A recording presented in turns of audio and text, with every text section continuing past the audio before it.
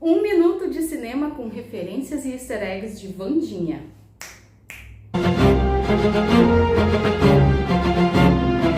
A série da Wandinha chegou batendo recordes na Netflix, superou inclusive Stranger Things, quem poderia dizer, né?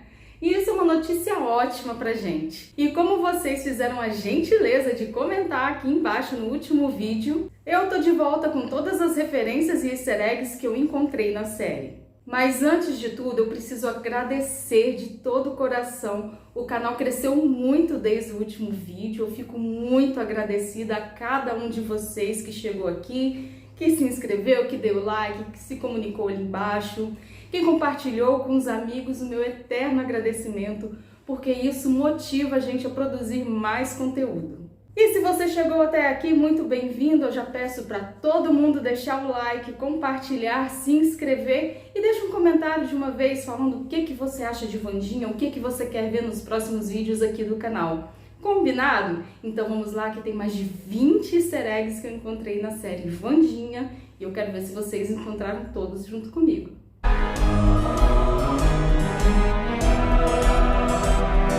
A abertura da série Wandinha deve ter decepcionado muita gente por não ser a mesma abertura dos filmes e da série da família Addams, com aqueles estalinhos, né? Aqueles acordes. Tarararam.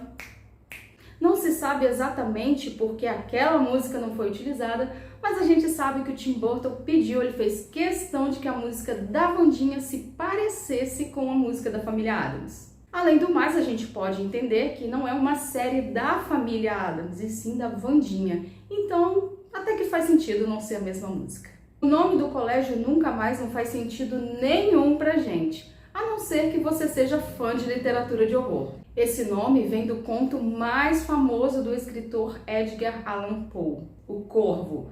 E o corvo ficava gritando, atormentando ele, nunca mais, um som que parecia nunca mais. E o Edgar Allan Poe está em tudo quanto é lugar nessa série. Mas daqui a pouco eu falo um pouco mais dele. Vamos voltar a falar um pouquinho de música, e a primeira música que a Wandinha aparece tocando no violoncelo se chama Painted Black. Essa música é da banda do Rolling Stones e fala de um personagem obscuro que é observado por outras pessoas como um ser estranho. Tem tudo a ver com a Wandinha. Já para o final da série, outro rock and roll que foi transformado em música clássica foi a Nothing Else Matters do Metallica. E nesse momento a Wandinha realmente não tá ligando mais pra nada, ela só quer resolver o mistério, e mesmo que isso custe as amizades dela, a permanência dela na escola e por aí vai. E a famosa dancinha da Wandinha é embalada pela música Goo Goo Muck da banda The Cramps. Essa música também tem tudo a ver com a personagem e ela fala exatamente de toma cuidado comigo que eu vou me transformar em um monstro adolescente. A essa altura do campeonato todo mundo já deve saber que a Christina Ricci foi a Wandinha dos anos 90 e que ela está de volta na série como um presente para os fãs como a professora Thornhill. Mas o mais legal é que em determinada cena no meio da temporada, a professora falou diretamente com a Wandinha, dizendo que elas se pareciam, ela achava que as duas eram iguais de certa forma. Isso, para quem tem a referência, foi muito legal. A série da Wandinha tá cheia de referências de literatura e teatro, enfim. Até porque a personagem agora é uma virtuosa das artes, da literatura, então esse universo tem tudo a ver. Uma das referências claras é a obra Wicked, que fala uma história das bruxas de Oz. Então a relação da Wandinha com a Enid é muito equivalente à história das bruxas de Wicked, que são a Elphaba e a Glinda. Inclusive tem uma citação bem direta na série que fala que boas ações não ficarão sem punição. Isso é de Wicked. E como eu já tinha antecipado, o Edgar Allan Poe está em várias referências, e isso não é à toa. O Charles Addams, que é o criador da família Addams, era um fãzaço do Edgar Allan Poe. Por isso os barcos da gincana do Poe lá na escola, todos eles fazem referências diretas e exatas aos contos mais famosos do Edgar Allan Poe. O barco da Wandinha se chama O Gato Preto e eu amo esse conto, um dos meus favoritos de verdade. O barco roxo é o Poço e o Pêndulo, que a maioria deve conhecer por causa do filme. O barco dos meninos se chama O Amontilado, que também é outro conto do Paul. E o barco amarelo tem o nome do Escaravelho do Diabo, que também é mais um conto do Paul. A estátua do Paul, que fica lá no meio da escola, tem nas mãos um livro, fazendo referência aos livros que ele escreveu, e um corvo. E como eu já disse, o corvo é o conto mais famoso do Paul. Há aquela cena maravilhosa do baile que fica todo mundo encharcado de sangue, é uma referência clássica à cena sanguinária de Carrie a Estranha. Você tinha percebido? A Wandinha também cita lá no início da temporada que o inferno são os outros. Essa também só pegou quem também está por dentro da literatura. Essa frase exata está na peça Entre Quatro Paredes, do Jean-Paul Sartre. Inclusive, eu já ensinei essa peça e ela é muito boa. A Wandinha fala latim, a Wandinha fala italiano, como eu disse, ela é uma virtuosa agora. E no primeiro encontro dela com o Hyde, que ela não sabia que era, ela diz que ela sabe falar italiano, ela consegue ler o manual em italiano, porque, óbvio, italiano é a língua materna do Maquiavel, indicando que ela já leu Maquiavel muitas vezes e isso tem tudo a ver com ela. Para quem não sabe, o Maquiavel é um filósofo, historiador e poeta italiano da época do Renascimento. E ele escreveu O Príncipe e a Arte da Guerra.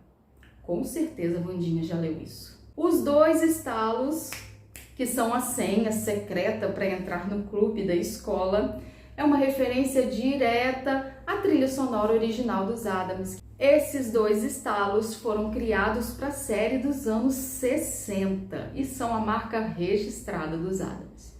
A Wandinha mostra um total desprezo pelos peregrinos, pelos colonizadores, e não foi a primeira vez. Lá no filme dos anos 90, ela causa um verdadeiro atentado, causando destruição na encenação no acampamento lá com os peregrinos. Mais um detalhe que não dá para ignorar é que a festa Raven é a tradução direta de corvo. E corvo é o conto mais famoso do Paul, já falei. Ainda no âmbito da literatura, a série Wandinha trouxe referências diretas a Mary Shelley e Agatha Christie, que foram grandes autoras de mistério e de terror. E não é à toa, porque a Wandinha quer ser uma escritora, então eu achei que casou perfeitamente. No flashback da Wandinha, que mostra os aniversários dela na infância, bem no cantinho existe uma decoração temática com Beetlejuice. Essa já é uma homenagem ao próprio Tim Burton, que é o criador daquele filme Os Fantasmas se Divertem e trouxe o Beetlejuice para a cultura pop. Tem também uma referência a Power Rangers, quem diria, né? No 8º episódio existe uma fala perguntando: e aí, quando ele vai morfar? Você pegou essa? Bem no começo da série, quando as pessoas ficam perguntando para Wandinha se ela é em preto e branco, muita gente olha e fala assim, mas ela não está em preto e branco. Mas isso é uma referência a toda a trajetória da Wandinha, que começou com os cartoons de revista que foram feitos em preto e branco por mais de 50 anos. Também a série que estourou a família Addams para o mundo inteiro, a série dos anos 60, que era em preto e branco. Característica essa que os filmes de 2019 e 2021 trouxeram de volta com a Wandinha em preto e branco. Então, a maioria das vezes, a Wandinha é em preto e branco mesmo. O Hyde, que é o grande monstro da primeira temporada, foi inspirada em Jekyll e Mr. Hyde, que é o médico e o monstro, que também é um grande nome da literatura e do cinema de terror. E funciona mais ou menos igual, é um ser humano que, por algum motivo, se transforma em monstro e mostra o pior dele com violência e tudo mais, e essas duas instâncias vivendo no mesmo corpo.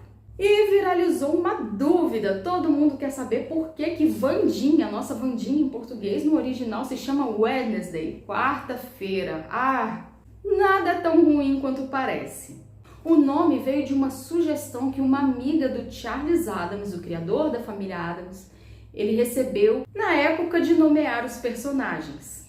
Porque sim, eles ficaram décadas sem nome.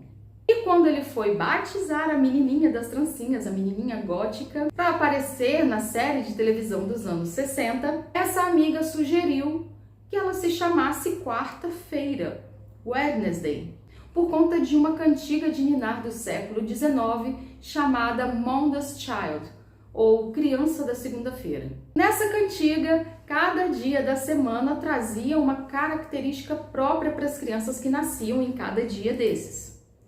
A Wandinha nasceu numa sexta-feira 13, mas ela não se chama Friday. Isso porque as crianças de sexta-feira, de acordo com essa cantiga, são gentis e generosas. Por isso, a Mortícia, que segundo ela própria era fã dessa canção, ela escolheu quarta-feira para dar o nome para a filha dela, porque as crianças de quarta-feira são tristes, melancólicas e cheias de infortúnios.